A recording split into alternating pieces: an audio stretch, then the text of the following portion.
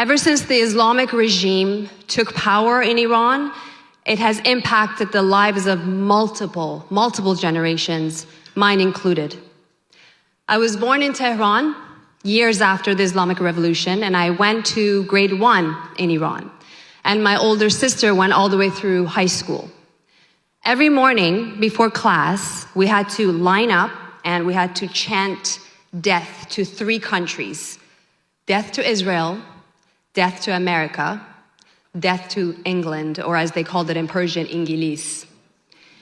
There were drawings of the flags that were painted on the ground, and we were expected to step on them as children, as students, as we walked by.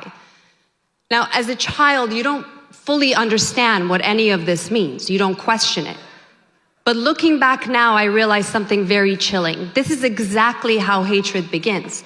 This is how propaganda plants its seeds, slowly, systematically, and starting with children. By the time I was 7 years old, life had become increasingly difficult for my family, and my mother made the unimaginable decision to leave behind the only life she had ever known in order to give her daughters a chance at freedom. And her determination eventually convinced my father to do the same. That decision changed the course of my life forever. Our migration journey began in Istanbul, Turkey, which was supposed to be a short transit before reaching our final destination, and that was Germany at the time. But things did not go as planned, as they usually don't for refugees. We were separated from my father, betrayed by the very people who claimed that they would help us, and robbed of our life savings. What was supposed to be a few weeks became 15 years of separation from my father. My mother, sister, and I tried finding other ways to leave Istanbul with the little money that we had left, but that only led to more suffering, imprisonment, physical assault, and even my own kidnapping. But somehow, miraculously, through all of it, we survived, and we started from scratch. We got jobs, we tried to survive, we saved money and to try to figure out our next plan. It took 4.5 years before we were finally able to leave Turkey and immigrate to Canada, where once again we had to start over from nothing and adapt to a completely new life and culture. I myself did this one more time by moving to the United States to pursue my dreams and my acting career, but compared to what came before, this last migration journey was a privilege. This is a small portion of my story, and there are millions and millions of Iranians with stories like this. People whose lives have been fractured by tyranny, families separated, childhoods interrupted, people forced to leave behind their homes, their roots, their loved ones, simply to pursue the basic human right of freedom and dignity. This is the real cost of extremism.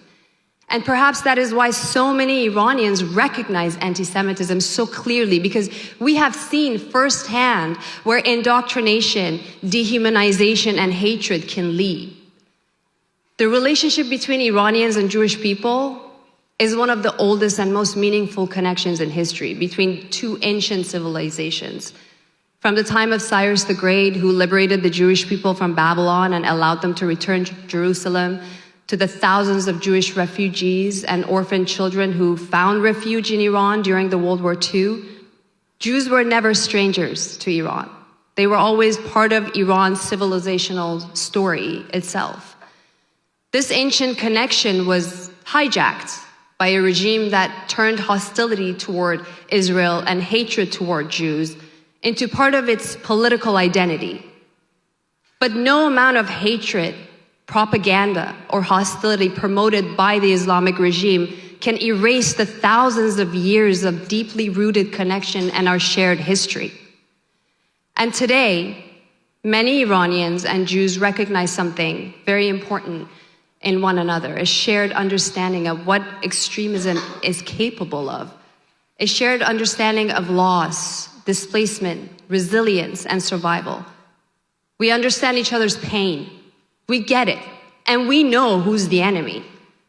And despite all the attempts to spread fear, to spread division and propaganda, there are still people in this room and around the world choosing truth over hatred, and humanity over extremism, and courage over silence. That is exactly why events like this matter so much. I truly believe that one day, very soon, Iran will be free.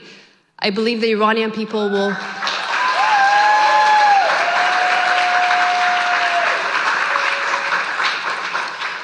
I believe that the Iranian people will reclaim both their country and their true identity from those who hijacked it 47 years ago.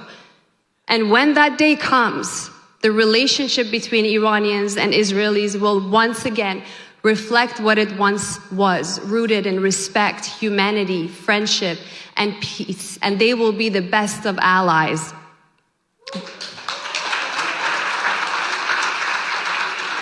But until then, we will continue to speak truthfully. We will continue to refuse dehumanization, to educate the next generation instead of indoctrinating them. And most importantly, to never allow hatred to become normalized, because no regime, no ideology, and no propaganda machine is stronger than human courage when people actually choose to stand together. Thank you.